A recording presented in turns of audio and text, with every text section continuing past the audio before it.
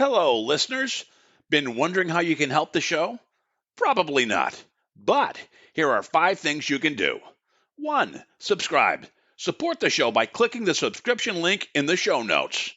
2. Review on iTunes, on our website, www.afraidofnothingpodcast.com, or on whatever app you listen to.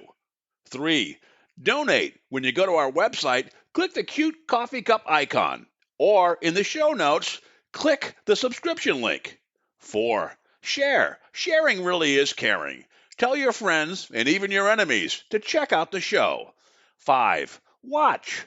Wait a minute, it's a podcast, not a movie. Actually, it's both. Check the show notes to find out where to watch the documentary. You can also rent it on Prime Video. That's it. Oh, one last thing. Enjoy this episode. Tonight we have an important show. One of those amazing stories about a person who suffers an unthinkable loss, a loss none of us ever want to have, and actually is able to turn the event into a transformation of her life and a deeper connection with her daughter in the afterlife than she had known before. So, here to give the bio is my own youngest daughter, Emily Heskey. Hello, loyal listeners. Suzanne Falter is a speaker and podcaster who helps busy women find happiness through self-care. After losing her 22-year-old daughter, Teal, in 2012, Suzanne's work has evolved to help busy people everywhere learn more about self-care and living a life grounded in happiness. A writer and author for more than 40 years, Suzanne has a catalog of powerful fiction and self-help titles, including How Much Joy Can You Stand and The Joy of Letting Go. We hope you enjoyed this fantabulous show.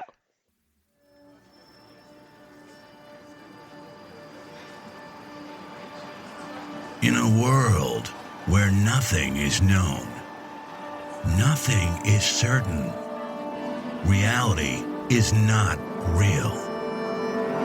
Wake up!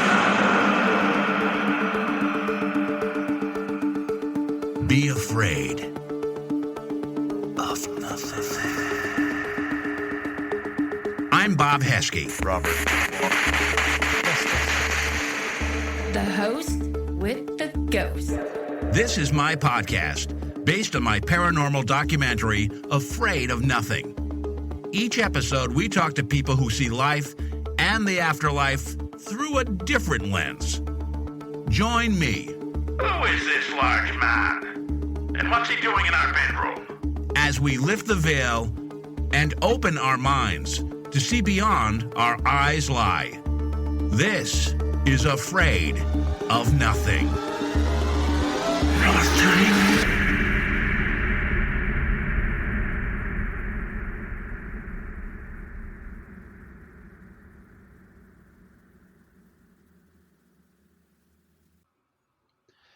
There's nothing more crushing than the loss of a child.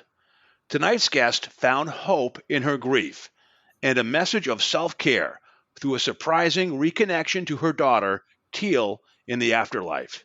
Suzanne Falter has documented this inspirational story in a memoir titled Free Spirited. Suzanne, welcome to the show. Thank you, Bob. Much appreciated. Oh, yeah. Love having you here. I mean, your book has touched many people. I've listened to you on several podcasts. It's an amazing story. But before we get into it, would you mind doing myself and our listeners a favor? Introduce them to who you were before. It was 2012 when your daughter Teal passed. Tell us who you were at that time and introduce us to Teal as well. And then we'll talk about the change she's had on your life. That's a good idea because we couldn't have been more different. For me in 2012, I had just closed maybe a month prior an internet marketing business that, like many of them, really had me working all the time and wasn't work that I felt enormously proud of. I felt I was helping people to some degree, but it was sort of the Wild West out there. And I wasn't loving what I was doing. I wasn't loving how I sold it. The whole thing felt a little funny to me. At the same time, I had this amazing daughter, Teal, who was a complete and total, free spirit, basically. She would make a little money as a waitress. She was 22 years old. She'd make a little money as a waitress and then put the money in her pocket, pack up her little backpack and her travel guitar and go to the airport and just pick a place and go. And she was very committed to being a citizen of the globe, basically. Had no particular ambition, didn't really care about money. I, on the other hand, was really all about money. I wanted to make money, and I didn't really care who I stepped on to do it. I lacked the fundamental, compassion that I'd been born with. It had been sort of drummed out of me in all of these thousands and thousands and thousands and thousands of hours of work, because I just found some kind of comfort or solace in that. Now, I was going through a life transition at the time because I had just left a long marriage, come out as a lesbian, moved from upstate New York to San Francisco, and Teal had followed me. And, she was, like I said, just this pretty unconventional person, but she'd been pursuing a career as a blues singer. But she didn't really care how much she was a blues singer, even though she was really talented. So she decided instead she wanted to be a healer. And this is kind of important to the story because I couldn't really relate to it, didn't know what it meant, thought it was, charmingly esoteric. Okay, honey, that's fine. Sort of pat on the head, Didn't understand that was going to come home to roost. Let's just put it that way. So that would be me and Teal just before August of 2012. So she was 22 years old. You have dinner with her, and she seems a little off, but nothing that totally would make you really take notice. And then you get a terrifying call that no mother wants to get a couple hours later, correct? Yeah. The thing is, Teal had epilepsy. She had a really controlled case of it. She took her meds. She took good care of herself. She was very vigilant about that. And, I thought she was acting a little spacey at dinner, but I was very self-involved at the time, Bob. I didn't really notice what was going on with her, that she was quiet, a little subdued, a little spacey. The weird thing is we went to a talk on shamanism because she thought she might want to be a shaman. A friend had told us about it, so we went to this talk. And every time the speaker talked about the connection between the walking world and the afterlife being a connection was through shamans, she would turn around and stare at me and give me this really big-eyed look. I thought it was weird at the time, but I didn't really think about it. And even just the day before I'd been getting ready for a dinner party and I was very busy. And she called me up like, Mom, I really need to talk to you. And I was like, oh, honey, I'm busy. No, listen to me. Listen to me, she said. I think I'm going to have a really big seizure. I didn't pay a lot of attention to it. I mean, I thought, well, fine, let's go right now. I'll cancel the dinner party. I'll take you to the emergency room and somebody can see you. But, we'd been here before and it was not always the case. So she said, no, I don't want to go. They're just going to change my meds. And I really like these meds because they make me feel closer to God. And I was like, okay. I asked her this weird question. I was like, so Teal, what about this is connected to your life purpose? Why I asked her that, I don't know, but I did. And she said, oh, okay. I think I'm feeling this way because I feel anxious and I want to help girls and women who have anxiety. I want to heal people with anxiety and depression. I said, okay, fine. Good clarity. I said, you sure you don't want to go? I don't want to go. Okay, fine. So we had dinner the next night. She was acting weird, but I didn't really think about the conversation we'd had the night before. Like I said, very self-involved. And then the next thing I knew, I was hurtling in a cab towards San Francisco General Hospital, and she was absolutely out, critical condition. She had collapsed in an empty bathroom in her apartment, and her housemate had jimmied the door and found her. She'd been without a heartbeat 15 to 30 minutes, which kills most people. But Teal's heart was revived, which kind of plays in later in this story. Her heart was revived. She managed to not really gain consciousness, but she managed to be able to breathe on her own after a certain period of time. And they even moved her from critical care for her heart into critical care for her brain, because her brain was basically fried by having no heartbeat for all that time. So ultimately, after 6 days of being in a coma, we had to end her life and take her off life support. I was going to say that's horrible. And I think one thing that's interesting about it, and I don't know if it's worth bringing up now, that she is an organ donor, and this does play in a story downstream later on. She did leave, or you left some of her organs to help others, correct? Yes.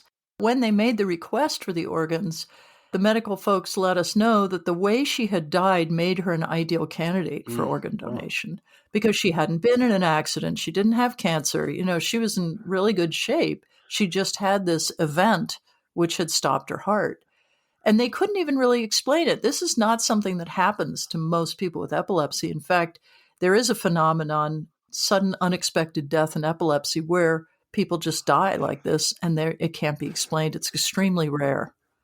So that's our best shot. We really don't know. Yeah, that is odd. So young, a heart attack. I mean, now you hear sometimes younger people are getting it, maybe from the vaccine, who knows, whatever, but so it was was it ever diagnosed, or is it still kind of an unknown thing about her death? No. In fact, the medical examiner in San Francisco had her tissue for 2 years and finally said cause unknown, possibly related to seizure disorder.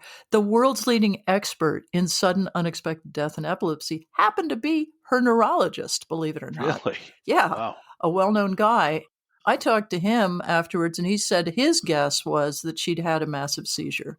But epileptics listening to this show, this is a very rare thing. Really doesn't happen to people much, if ever. So don't be concerned, Yeah, and we should tell them that the rest of the show is really a very positive message about self-care. Yeah, okay, we can pass the really hard and part, healing right? yourself. So hang in there, listeners. It's going to get it's got a happy ending for you. It does. It truly does. Because really, it started that very night in the hospital.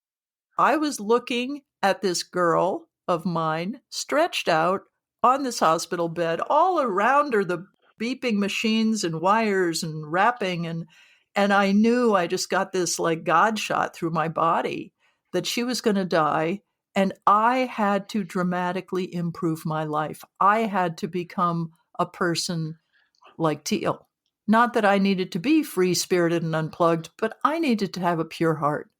And I had lost my way. I'd lost my values. I'd lost myself in busyness, and I had to get myself back.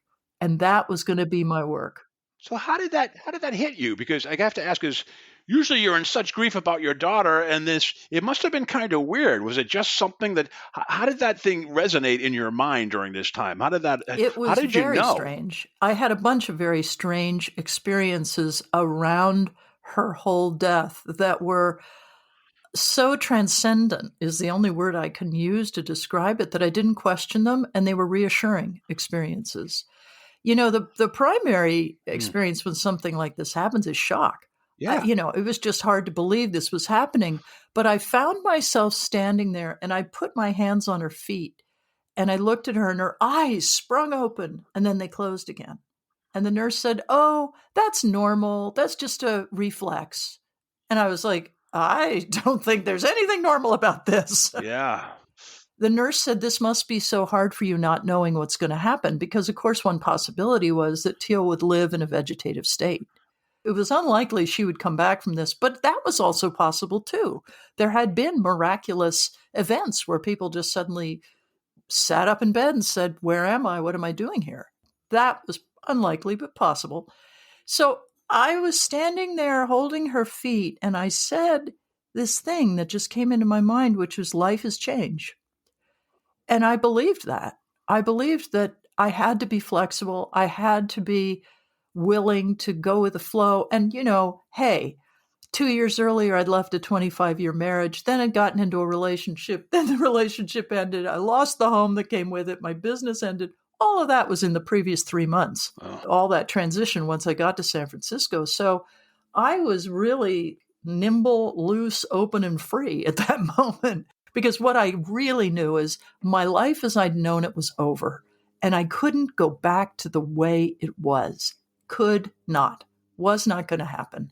And in a funny way, Bob, it was a huge relief.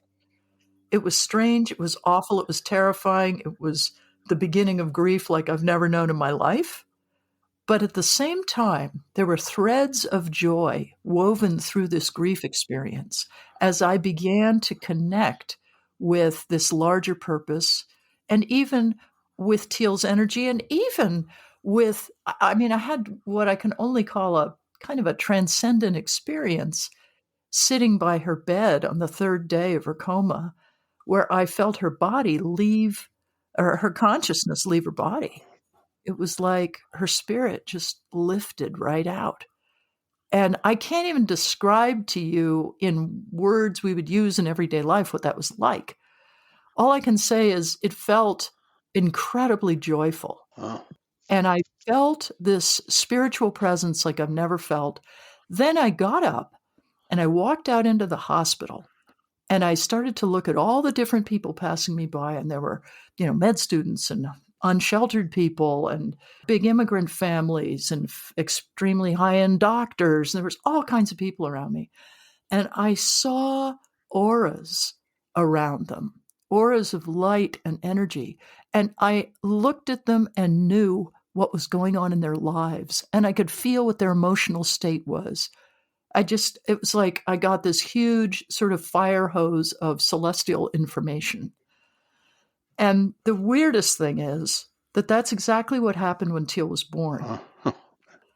So you saw auras when she was born in the hospital? I did. Now, then I chalked it up to the fact that I'd been given 24-hour dose of morphine. I was like, okay, yeah, morphine on board, right? Yeah. But this time, no morphine.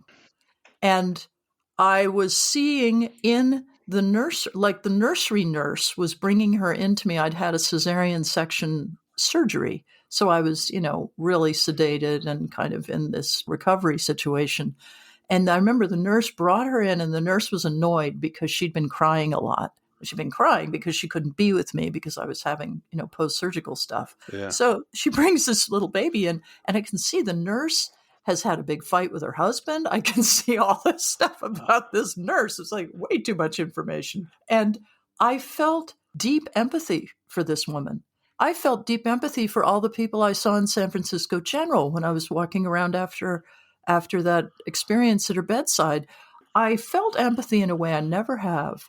And the reason it's important is because Teal was a deeply compassionate person. She felt everybody's pain. Yeah. And her friends used to call her Kuan Yin. It was her nickname, who is the goddess of compassion, How long did it stay with you when she was born? Did it stay just a couple hours or a couple days? And how long did this connection with her where you saw auras and felt this deep empathy for people, is it still with you now? Oh, no, it passed. Okay. I think I had that for maybe a full day after her birth. And I think it was only maybe 3 or 4 hours after that deathbed experience. Yeah. But the weirdest thing about this is that the woman whose daughter got her heart and kidney, who became my good friend, I got to know these folks, and I can talk about that in a minute if you want. Sure. That mom, Debbie, shared with me many wonderful things about the experience of receiving Teal's heart and kidney for her daughter. She said she went in to see her in the recovery room between the heart transplant operation and the kidney transplant operation. And when she walked into the room, her daughter had a golden glowing aura around her body. Now, I never told her about the other auras. Yeah. Like this was volunteered to me, right? When I was just getting to know this woman. And she said it was so bright, it was like a pair of headlights.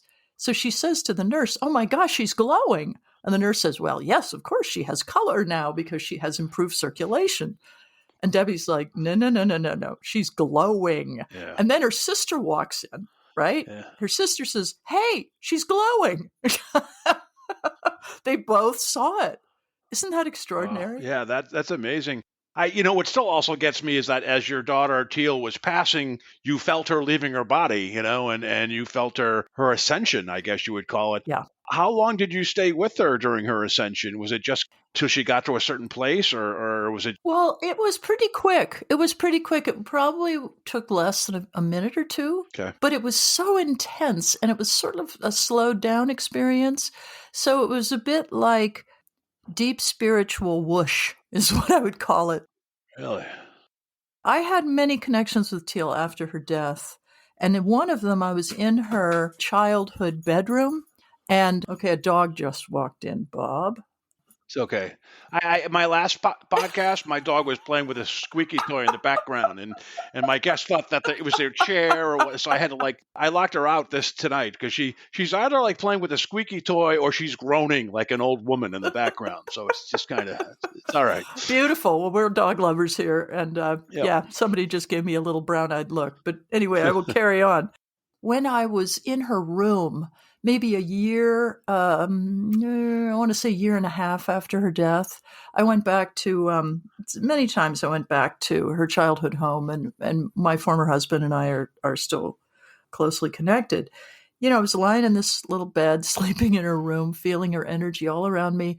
And in the middle of the night, I was woken up and I heard her saying something like, "Let's get this party started." And by then I had been receiving her energy in my car. I had been really connecting to this afterlife energy of Teal's in my car. Every time I played disco, which is really funny because disco, at this point in our cultural history, it's kind of a cultivated taste, you know? And Teal was a blues lover, man. She did not like disco.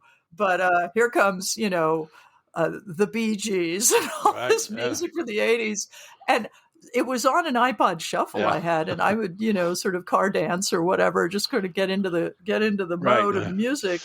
And then I would feel this tingling in my body that was just profoundly weird and unusual and joyful, really joyful. And it would light up my whole body and make me feel so, refreshed would be the thing I'd say. Refreshed and enlivened. I would say, in the beginning, the first time I felt it, it was actually at the hospital. One night in a hotel room at the hospital, I felt it. And I said, "Hey, Teal, is that you?"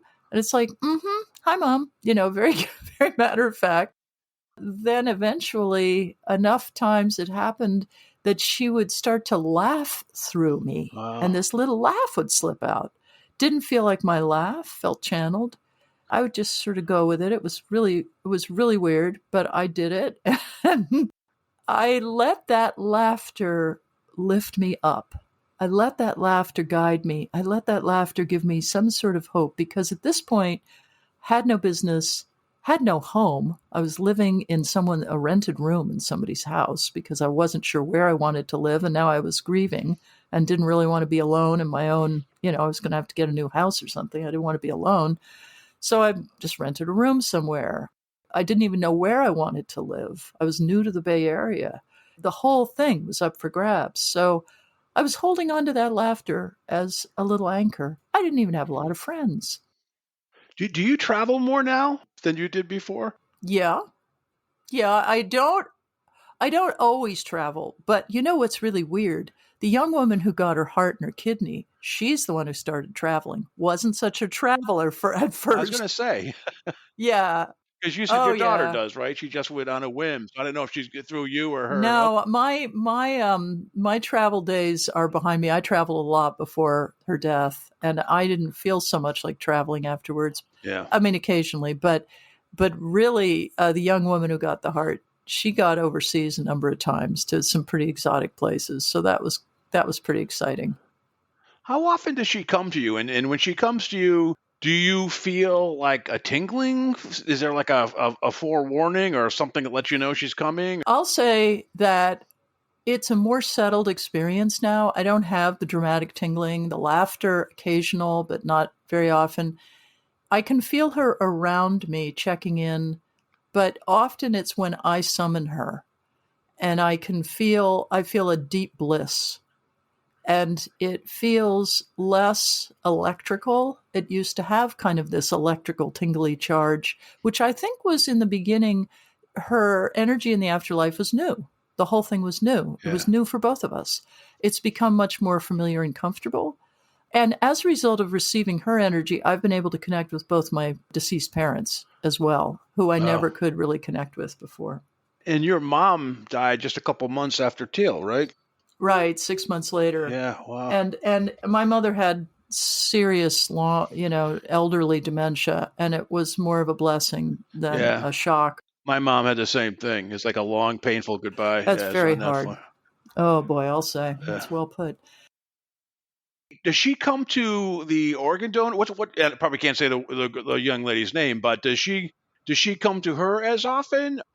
I've not had that conversation with her, but her mom received Teal's energy a few times. Wow. And we have talked about it a lot. Yeah. And she, she, like me, also has experienced Teal showing up in the middle of the night. A number of people have, actually.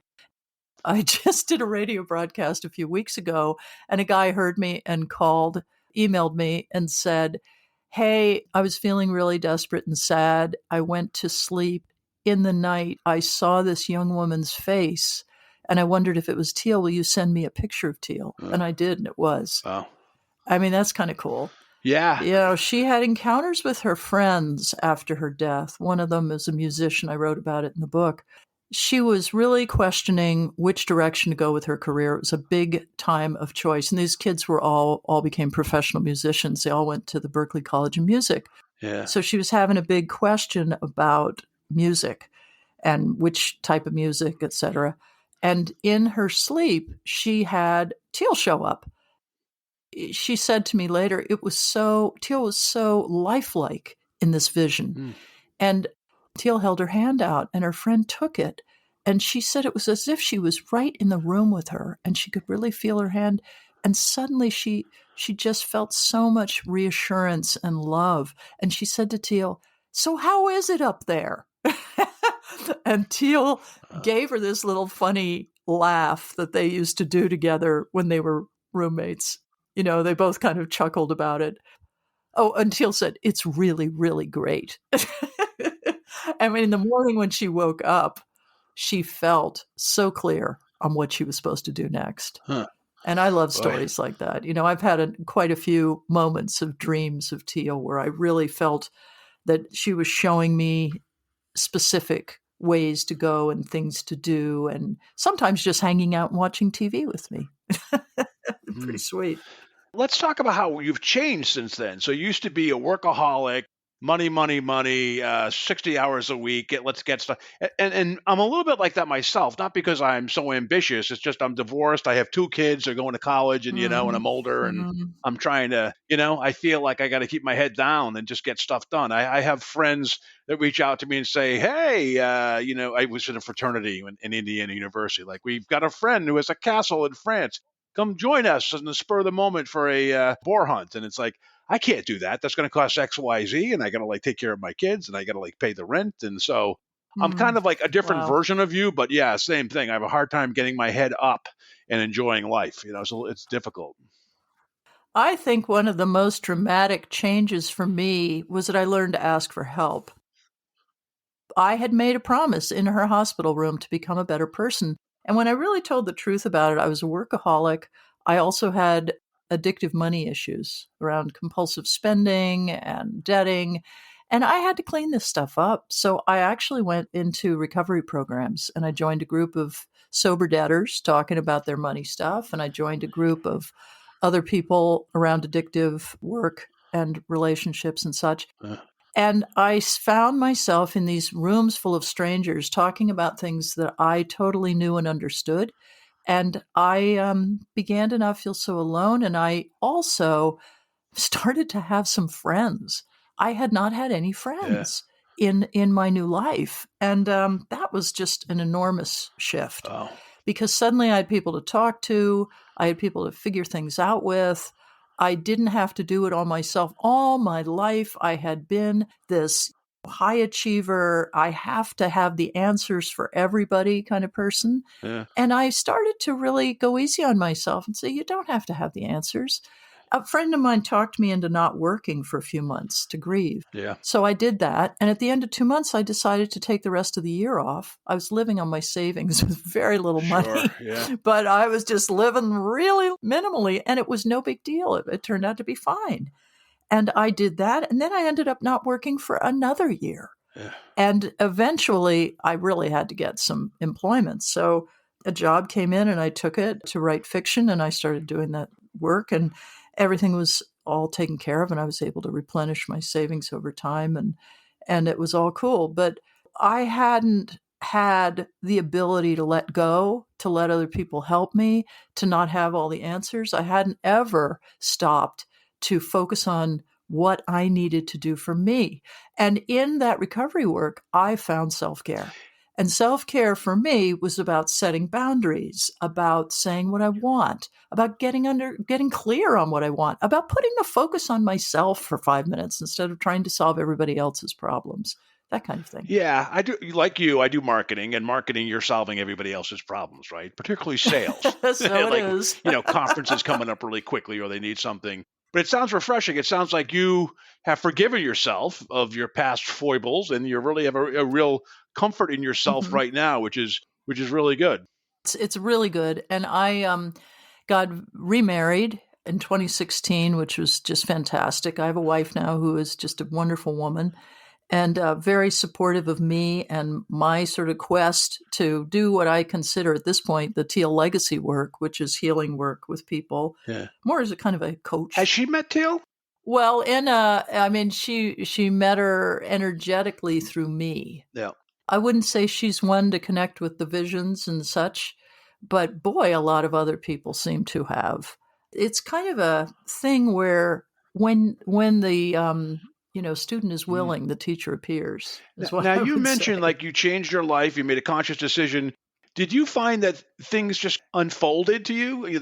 Life unfolded, like things happened once you made that decision? For example, that job, that you wanted to do, it just kind of came to you. Did things just kind of happen to you, almost like you manifested it, or did you actively push all that change? Yeah, no, I definitely manifested it. Okay. And I continue to manifest it because it has not been a clear-cut path. Push this button and that result will happen. It's been stop and start. I had a lot of false starts in kind of rebooting my career. And then I had this crazy thing happen with my Facebook group. I had a Facebook group that got up to about 10,000 people over the course of a couple of years around the publication of my book, Self-Care for Extremely Busy Women. And it was called same thing, basically. The self-care group was chugging along and doing great. And then one day I wake up and there's 2,700 people who want to join the group.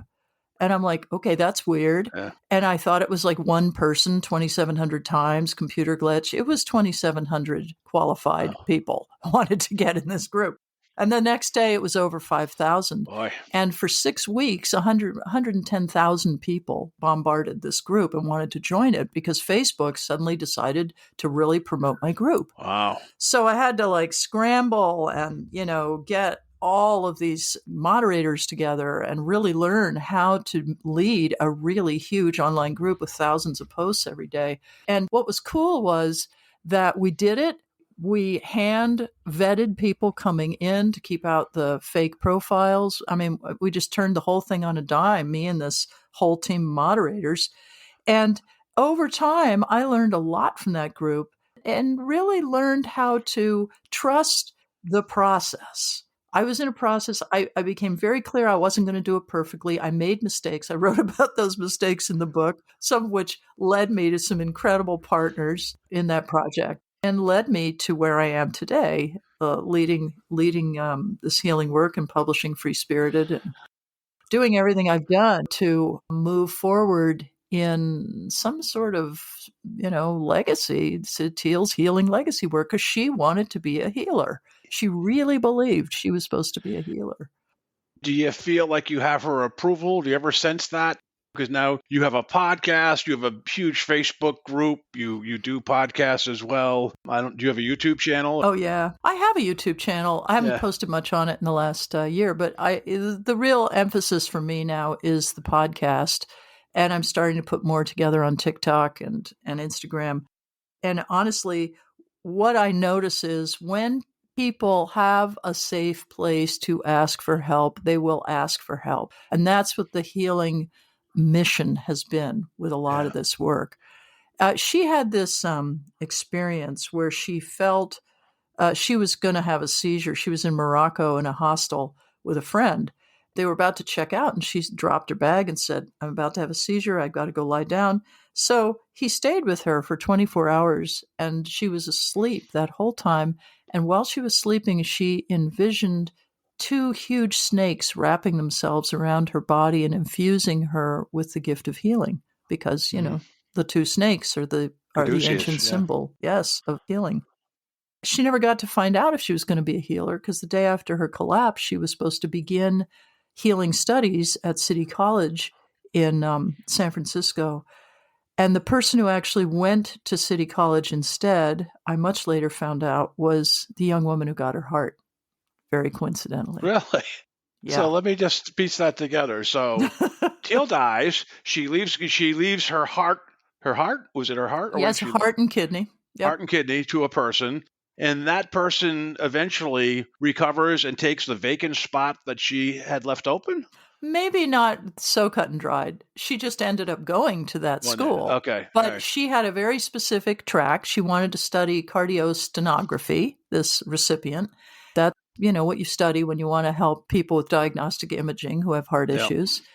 Teal she just put together this little kind of esoteric curriculum of, Native American studies and astronomy and astrology. And these were things that she felt would help her become a healer. Mm. And she was literally going to start them the day after her collapse, which I just think is so significant to me. And you probably feel that Teal helped guide or lead that woman to go to the school where she was going to go to? I have no idea if Teal had a hand in that, but it happened. Yeah. We put that together a couple of years after she went there. I didn't meet her for 5 years after the transplant. It takes time for people sometimes to actually step forward and say, yeah, that was me, and here I am, and let's connect. So your daughter has really helped heal you and then turned you into a healer. She's kind of redirected you for the greater good. And you find greater happiness in this than you ever had in your life 10, 15 years ago. Is that accurate? Well, it's very authentic for me, this work. And it's funny to call it healing work, because I don't heal people's, physical ailments or emotional distress issues necessarily. I help people get clarity. I help people let go. I help people find the path, figure out the lesson, move through something confusing or a crisis or an area of turmoil or stress.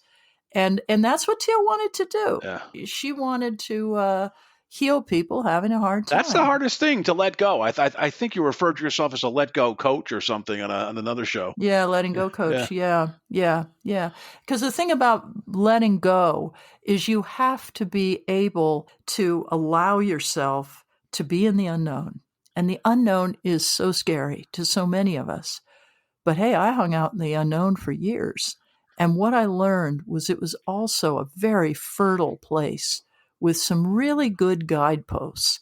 But you got to know where to look for them. And you have to keep your eyes open. You have to be willing to trust your instincts. So many of us override all the messages our heart and our bodies and our souls give us. Teal was excellent at following the leadings of her heart. She'd come down to dinner on a Tuesday night and say, I think I'm going to go to Ghana on Wednesday or Thursday.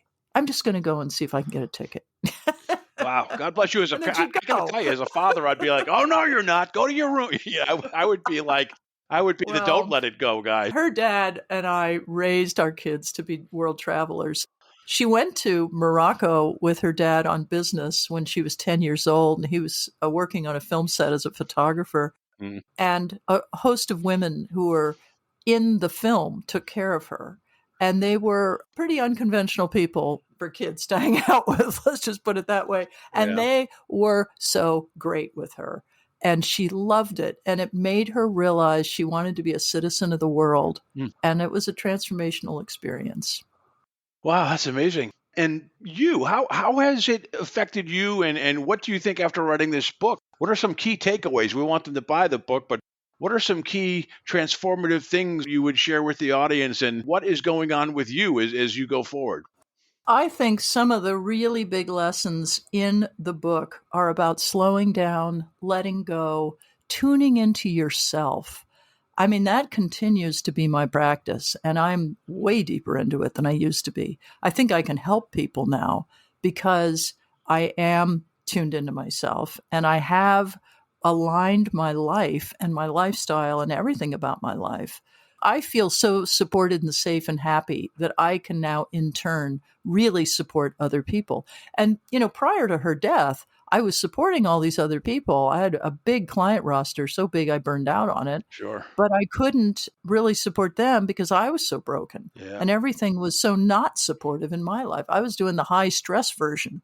But when you get grounded, when you let go of the things that are not necessary, when you tune into your inner voice, when you understand you're not alone, when you connect with the deeper, higher self, you really can find the wisdom you're looking for. Sometimes you need a guide. Sometimes, you've got it in spades and you can run with it. We all have it. The question is, will we listen to it? What was your favorite chapter in the book? Oh, well, God, I've got to tell you, the experience of writing that book was just like eating lobster with warm melted butter for me. I'm a foodie, okay? And, really my favorite thing is a great Maine lobster. Okay, so it was just a book that was written with such deep connection from my heart and such joy. And I really think one of my favorite chapters was the transcendental experience by her deathbed. And all of the things that started to fall into place that helped me realize her death was not a mistake. People have often said, what a tragedy. Well, okay, it could be seen that way, but maybe Teal was only supposed to live for 22 years. Yeah. She left behind a journal filled with channeled statements from the previous year before her death. And in one of them, it said, you will be in your power when you are overtaken by the light and you can see everything as an opening to freedom. Wow. Was that like most of her journals, or was that like it stood out? Like it was almost like there was a download she got? One of these days, I'm going to put what's in that journal out because it is, it took me years to really understand what's in it. And I'm still kind of wrapping my head around it. She wrote beautifully about backpacking in Italy and going into this graveyard overlooking the sea at sunset and meditating and understanding when she opened her eyes and looked at the scene in front of her that she was always rushing and that she was never really fully present with people or places. Yeah. And it made her cry at how beautiful that moment right then, right there was, just by herself with her backpack. She's an old soul, huh? I'd say. She's now has the lessons she's left, and tell me if this is not a good question to ask. Like your former husband, has he been affected by this as well, or has he been not quite affected like you have? Well, we were all affected by Teal in her lifetime because she was just so unconventional and such a beautiful soul. You'd have to ask him what he would say about how he was transformed. But he, too, has been deeply moved and sometimes connected to her. For some reason, I've really got the radio on. I don't know. You're vibrating at that frequency. That's why. Apparently. Yeah. One of my guests was a guy who wrote a book called The Afterlife Frequency, and it sounds like you're probably vibrating at that higher level. That's why there's no humming or anything anymore because you're easily more tuned into it. That is really interesting. I'll have to take a look at that. That sounds fascinating. Yeah, it's one of my episodes, by the way. So if you just look for The Afterlife Frequency, it's actually a guy who's known as a psychic lawyer. It's almost got a scientific angle, too. It's one of the more popular episodes.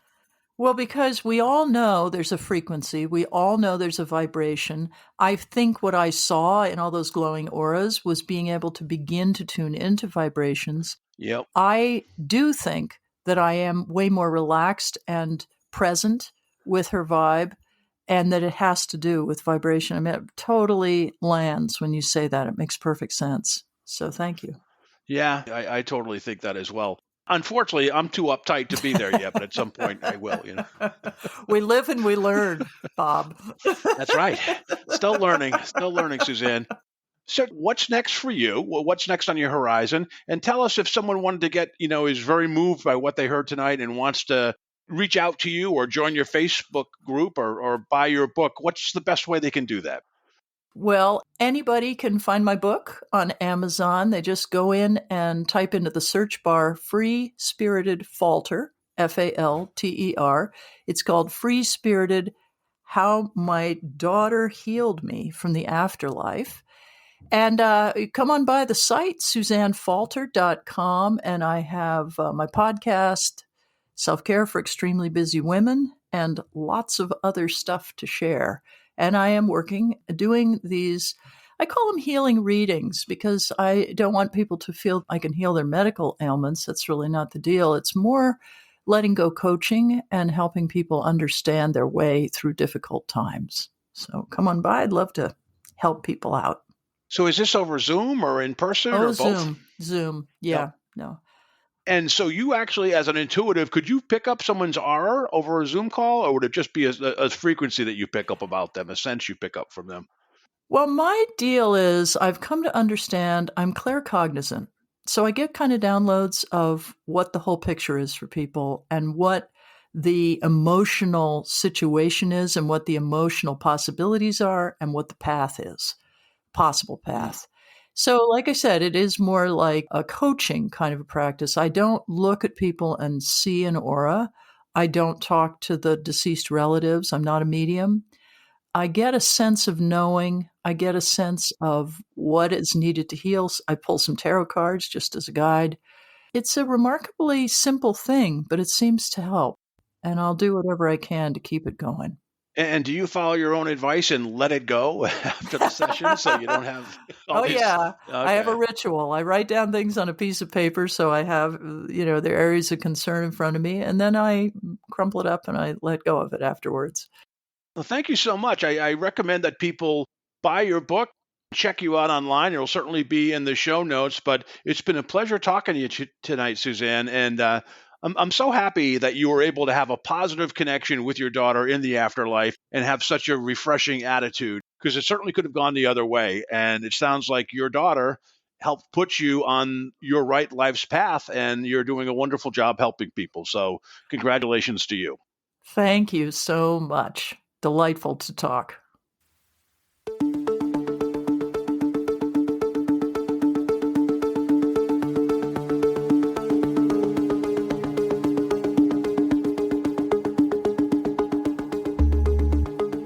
You've been listening to the Afraid of Nothing podcast. Please subscribe and like us on Facebook. Until next time, stay scared.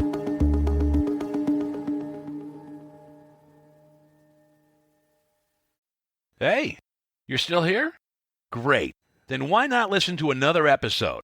Visit afraidofnothingpodcast.com to peruse all the shows. That's afraidofnothingpodcast.com. And while you're there, click the coffee cup icon to buy me a coffee and leave a review. I'll give you a shout out in an upcoming episode, and the world will know how swell you are.